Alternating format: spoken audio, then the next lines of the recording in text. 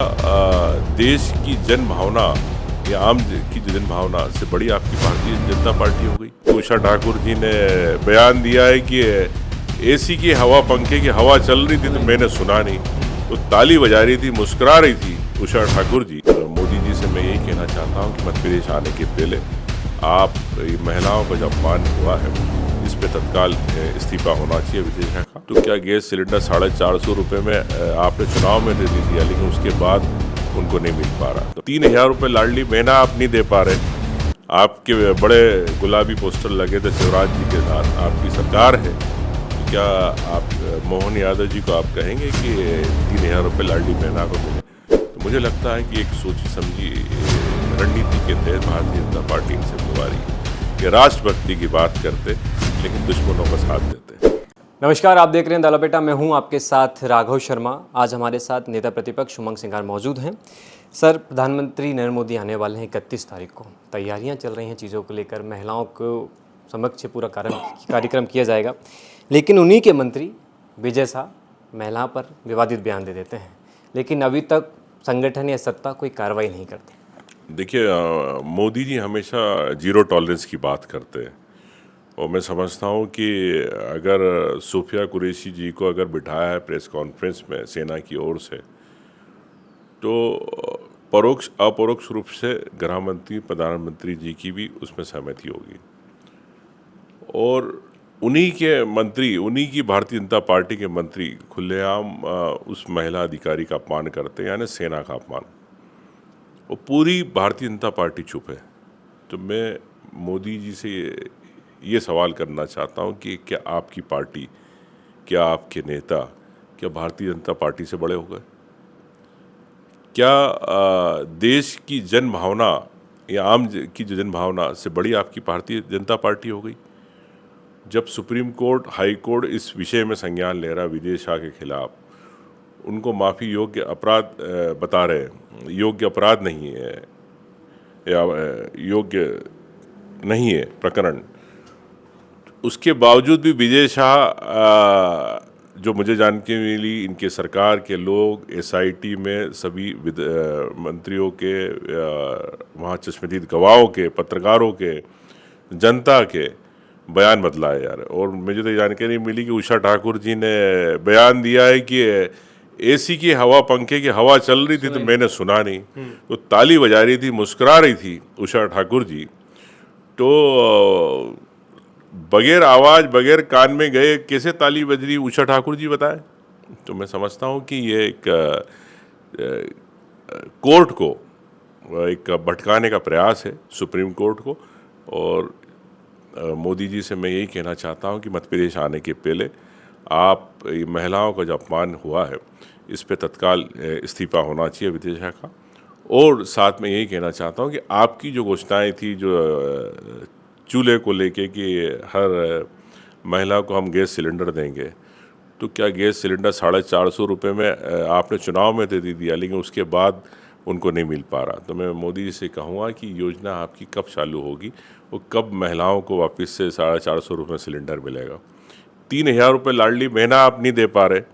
आपके बड़े गुलाबी पोस्टर लगे थे शिवराज जी के साथ, आपकी सरकार है, तो क्या आप मोहन यादव जी को आप कहेंगे कि 3000 रुपये लाडली बहना को मिले? तो मेरे को लगता है कि इस पे प्रधानमंत्री जी को आने के पहले इस पे एक बयान भी देना चाहिए कि हम जीरो टॉलरेंस की बात करते तो सच्चाई भी है, लेकिन जिस प्रकार से पूरी भारतीय जनता पार्टी चुप है, तो मुझे नहीं लगता कि मैं प्रधानमंत्री मोदी से प्रदेश की महिलाओं के लिए कोई लाभ मिलेगा।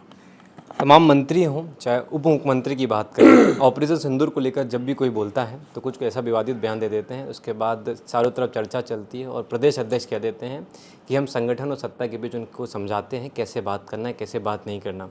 तो ये ऑपरेशन सिंदूर में बात करने का तरीका भी बीजेपी सिखा रही है अपने नेताओं को। देखिए, मैं समझता हूँ कि पहले तो देश की जब भावना की बात करते, ये राष्ट्रभक्ति की बात करते, तो मुझे नहीं लगता है कि किसी को आवश्यकता है सिखाने की, समझाने की। और ये मंत्री है, विधायक है, कई बार 15 अगस्त पे, 26 जनवरी पे झंडा वंदन के लिए जाते हैं, तो इन्हें पता है कि एक क्या गरिमा होती है देश की, सेना की, एक झंडे की क्या और देश की क्या गरिमा होती है। अगर उसके बावजूद भी अगर इस प्रकार के बयान दे रहे तो मुझे लगता है कि एक सोची समझी रणनीति के तहत भारतीय जनता पार्टी इनसे बुलवा रही है। अगर ये बयान अगर भारतीय जनता पार्टी के बयान हैं तो स्पष्ट करना चाहिए भारतीय जनता पार्टी। कैलाश विजयवर्गीय ने ट्वीट किया था तुर्की कंपनी को लेकर, मेट्रो का काम चल रहा है भोपाल वाले को लेकर, लेकिन सीएम ने नहीं किया। कैलाश विजयवर्गीय ने किया उस चीज़ को लेकर, लेकिन सीएम हमेशा कहते हैं सारी मेट्रो प्रोजेक्ट सब चीज़ों को लेकर मैं नज़र बनाए हुआ हूँ। ये आप कैसे देखते हैं इसको? देखिए, मैं समझता हूँ कि ये तो इन दोनों की एक कुश्ती है गुरु चेले की। अब गुरु जो पहले चेला था अब वो गुरु हो गया है। तो मैं समझता हूँ कि ये जो टेंडर हुआ है, अब एक तरफ देशभक्ति की बात करते हैं, वही पाकिस्तान से तुर्की के क्या संबंध है और क्या समर्थन दिया पूरा देश जानता है। उसके बावजूद भी अगर मुख्यमंत्री जी, अगर इनकी सरकार, भारतीय जनता पार्टी की सरकार, ये टेंडर को अप्रूवल देती है तो मैं समझता हूँ कि, और निरस्त नहीं करती तो समझता हूँ कि इनकी कथनी और करनी में फ़र्क है। ये राष्ट्रभक्ति की बात करते लेकिन दुश्मनों का साथ देते। आखिरी सवाल ये रहेगा कि इस समय मोहन यादव जी कहते हैं कि भ्रष्टाचार नहीं होगा और ना भ्रष्टाचार होने देंगे हम चीज़ों को लेकर, लेकिन जो घोटाले लगातार उजागर हो रहे हैं, कहीं ना कहीं ऐसा लग रहा है कि शिवराज सरकार के घोटाले मोहन सरकार में उजागर हो रहे हैं, तो क्या जताना चाहते हैं मोहन यादव जी? देखिए, घोटालों की तो सरकार है। मैंने कई घोटाले आपको पता ही उठाए हैं, चाहे परिवहन का घोटाला हो, चाहे आपका नर्सिंग का घोटाला हो। तो मैं समझता हूँ कई घोटाले हैं और हो रहे, अभी भी इस सरकार में हो रहे हैं। लेकिन मुख्यमंत्री जी पारदर्शिता की बात करते हैं। जनता के पैसा किसकी जेब में जा रहा है ये पूरी जनता देख रही है, आप भी देख रहे हैं, मीडिया भी देख रहा है। घोटाले हो रहे तो मतलब करप्शन हो रहा है, मतलब पैसा जेब में जा रहा है। हमने जल मिशन की बात करी, गर्मी में क्या स्थिति है, हज़ारों करोड़ का घोटाला हो गया, सरकार उस पर जांच नहीं कराना चाहती।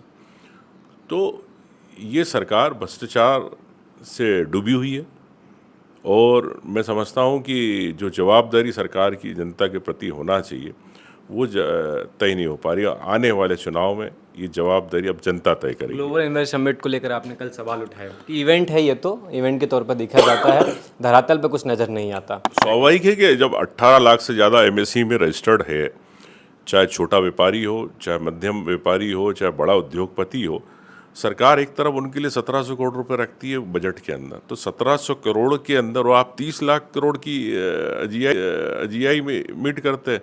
जीआईएस की प्रस्ताव आए, आप अभी गए तो वहाँ पे बोला कि हज़ारों करोड़ आ रहे हैं। तो और एक तरफ आप रखते हो 1700 करोड़ रुपए, उस विभाग में जब पैसा नहीं रखते हो तो आप कैसे छोटे व्यापारियों को आप लाभ पहुँचाएंगे, कैसे अनुदान देंगे? तो ये स्पष्ट है कि सरकार की कथनी और करनी में फ़र्क है। तो सरकार ये जो इवेंट का, मैं समझता हूँ कि निवेश नहीं है, ये सिर्फ एक निवेश का शोर है, इवेंट है। इवेंट के नाम पे हज़ारों करोड़ रुपए जनता के खर्च किए जा रहे हैं, लेकिन आम व्यापारी हो उसके लिए कोई लाभ नहीं, मैं ये समझता हूँ। तो ये थे हमारे साथ नेता प्रतिपक्ष उमंग सिंघार। उन्होंने कहा सरकार सिर्फ इवेंट करती है, जनता के लिए कोई भी इसमें मुद्दा नज़र नहीं आता। कैमरे के उस पर संजय हैं और मैं राघव शर्मा हूँ।